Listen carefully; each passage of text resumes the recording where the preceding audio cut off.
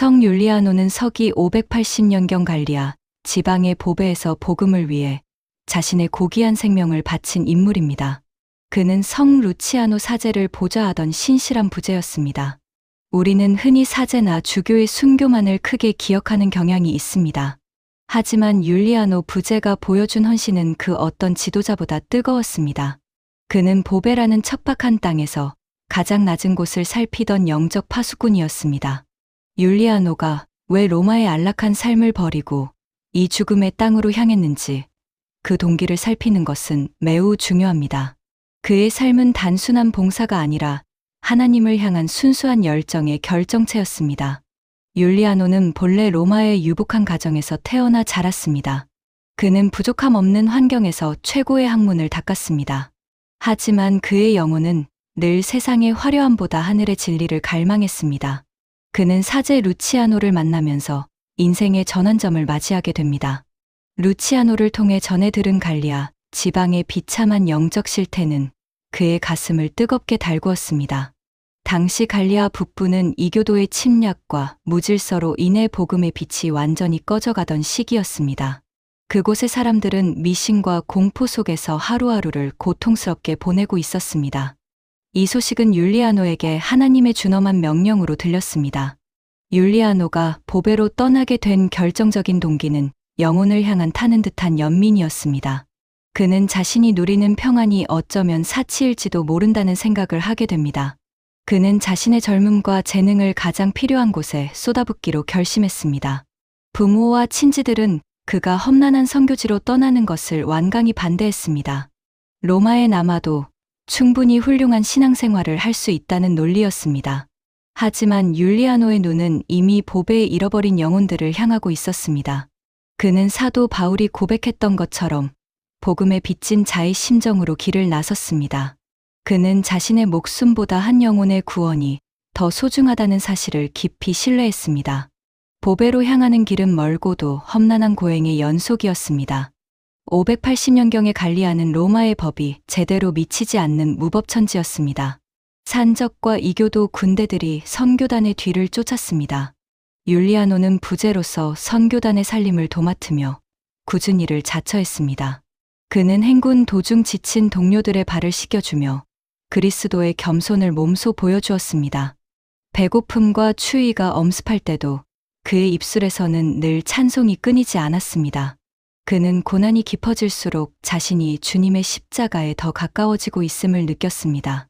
율리아노는 보배에 도착하기 전 이미 내면적으로 자아를 완전히 죽인 상태였습니다. 보배에 도착했을 때 그들을 기다린 것은 차가운 시선과 노골적인 위협이었습니다. 현지의 지방 관리들과 이교 제사장들은 기독교의 영향력이 커지는 것을 극도로 경계했습니다. 율리아노는 마을의 가장 구석진 곳으로 들어가 병든 자들을 돌보기 시작했습니다. 그는 부제로서 가난한 자들에게 구제 물품을 나누어 주는 일을 전담했습니다.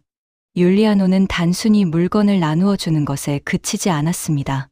그는 소외된 이들의 눈을 맞추며 그들의 아픔을 진심으로 경청했습니다. 그의 진정성 있는 모습에 마음을 닫았던 이교도들이 하나둘씩 마음을 열기 시작했습니다. 율리아노의 특징은 바로 이 섬세하고 온유한 사랑에 있었습니다. 보배에서의 사역은 날마다 영적 전쟁의 연속이었습니다. 이교 세력들은 밤마다 선교단의 거처를 습격하거나 위협을 가했습니다. 율리아노는 매일 밤 성문을 지키며 신자들을 보호하는 파수꾼 역할을 수행했습니다. 그는 두려움에 떠는 신자들에게 시편 23편의 말씀을 들려주며 용기를 북돋웠습니다.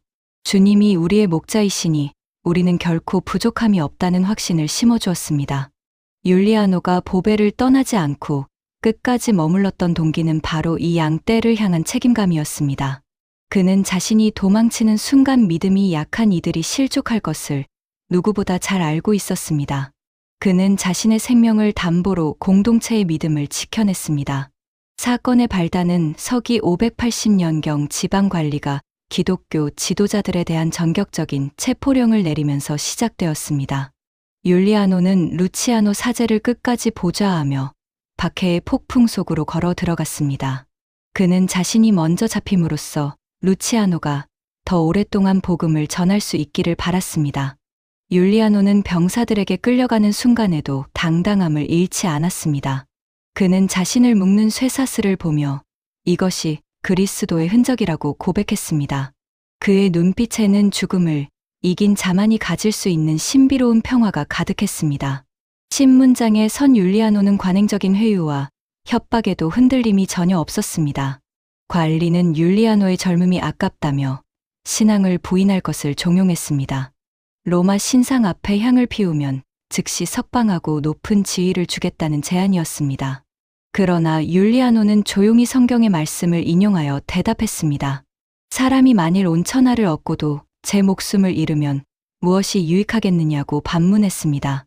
그는 자신이 믿는 하나님은 영원한 생명의 주권자이심을 담대하게 선포했습니다. 관리들은 그의 완강한 태도에 분노하며 즉각 참수형을 확정했습니다. 율리아노는 사형 선고를 듣고 오히려 밝은 미소를 지었습니다. 드디어 주님의 얼굴을 직접 뵐 수 있는 시간이 다가왔음을 직감했기 때문입니다. 형장으로 끌려가는 길은 보배의 거친 들판을 가로지르는 길이었습니다. 율리아노는 길가에 선 신자들을 향해 마지막 설교를 남겼습니다. 형제들이여, 나의 죽음을 슬퍼하지 말고 여러분의 신앙을 끝까지 지키십시오. 우리의 본향은 이 땅이 아니라 하늘나라에 있습니다. 그의 목소리는 보배의 찬바람을 뚫고 사람들의 가슴 속에 깊이 박혔습니다.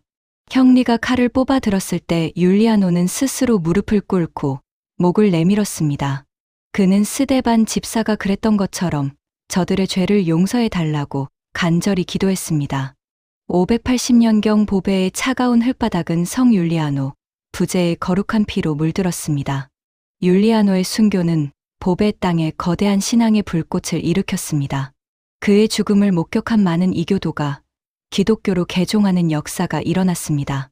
폭력으로 진리를 가둘 수 있다고 믿었던 자들은 그의 희생 앞에 무력함을 느꼈습니다.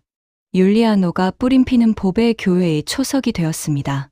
그는 이름 없는 부제로 죽어갔으나 하늘나라에서는 가장 빛나는 별이 되었습니다.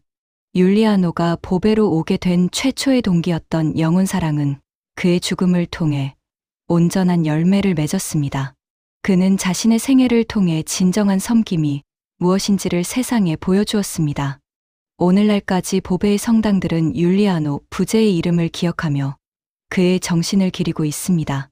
우리는 율리아노의 생애를 통해 한 사람의 진실한 헌신이 세상을 어떻게 변화시키는지 깨닫습니다. 그는 자신의 특징인 겸손과 온유함을 끝까지 잃지 않았습니다. 고난의 상황 속에서도 타인의 아픔을 먼저 생각했습니다. 율리아노의 이야기는 우리에게 순교가 결코 멀리 있는 것이 아님을 가르쳐 줍니다. 그것은 매일의 삶 속에서 주님의 뜻에 순종하는 작은 결단들이 모여 완성되는 것입니다. 율리아노는 1400여 년 전의 인물이지만 그의 삶은 오늘을 사는 우리에게 여전히 강력한 메시지를 던집니다. 당신은 지금 누구를 위해 당신의 삶을 드리고 있습니까? 당신이 서 있는 그곳에서 당신은 빛의 역할을 다하고 있습니까? 성 율리아노 부제는 자신의 죽음을 통해 십자가의 신비를 확증했습니다.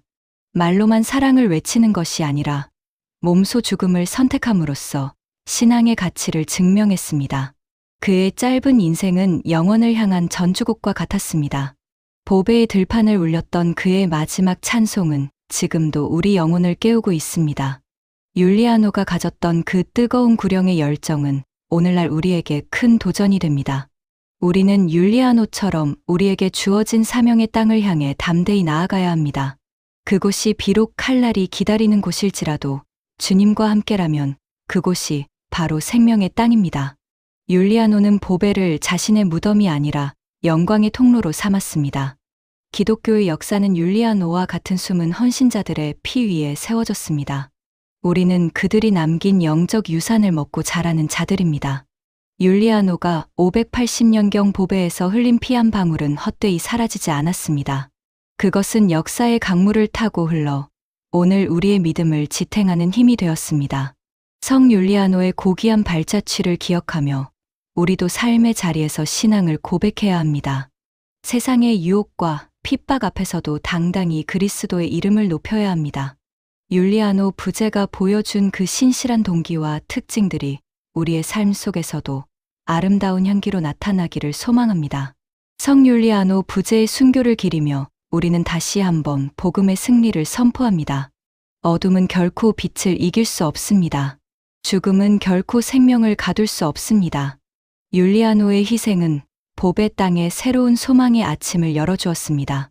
그의 헌신과 사랑 그리고 마지막 순간의 담대한 용기를 우리는 잊지 말아야 합니다. 보배의 차가운 대지를 따뜻한 피로 적셨던 율리아노의 그 뜨거운 심장이 오늘 우리의 가슴 속에서도 고동치기를 바랍니다. 성 율리아노 부제의 거룩한 이름을 찬양하며 그의 영혼이 주님 품 안에서 영원한 안식을 누리기를 간절히 기도합니다. 율리아노의 이야기는 여기서 끝이 아닙니다. 그의 이름을 부르며 신앙을 지키는 모든 이의 삶 속에서 그는 지금도 살아 숨쉬고 있습니다. 580년경 보배의 그 뜨거웠던 현장은 완성된 과거가 아니라 지금 우리에게 이어지는 현재입니다. 율리아노가 꿈꿨던 하나님의 나라는 이제 우리의 손에 맡겨졌습니다. 그가 루치아노 사제를 도와 갈리아의 어둠을 밝히려 떠났던 것처럼 우리도 세상의 어두운 구석으로 나아가야 합니다. 율리아노의 용기와 사랑 그리고 흔들림 없는 충성심이 오늘 우리 모두의 가슴 속에 불꽃처럼 타오르기를 소망합니다. 하나님의 진실한 종 율리아노 부제의 평안을 빌며 이 글을 맺습니다. 성 율리아노 부제의 이야기는 세대를 초월하여 영원한 감동으로 남을 것입니다. 보배의 광야에서 그가 외쳤던 진리의 목소리는 여전히 유효합니다. 우리는 그의 삶을 거울 삼아 우리의 신앙을 날마다 새롭게 다듬어야 합니다. 주님을 향한 일편단심의 마음으로 죽음의 공포를 이겨낸 그의 영광이 온 누리에 가득하기를 바랍니다. 율리아노 부제가 걸어갔던 그 거룩한 길을 우리도 기쁜 마음으로 뒤따라 걷겠습니다. 당신의 순교는 영원히 기억될 것이며 당신이 뿌린 복음의 씨앗은 수천 배의 결실로 우리 곁에 남아 있습니다. 주님과 함께 영광의 보좌에 앉아 있을 성 율리아노를 찬양하며 대본을 마무리합니다.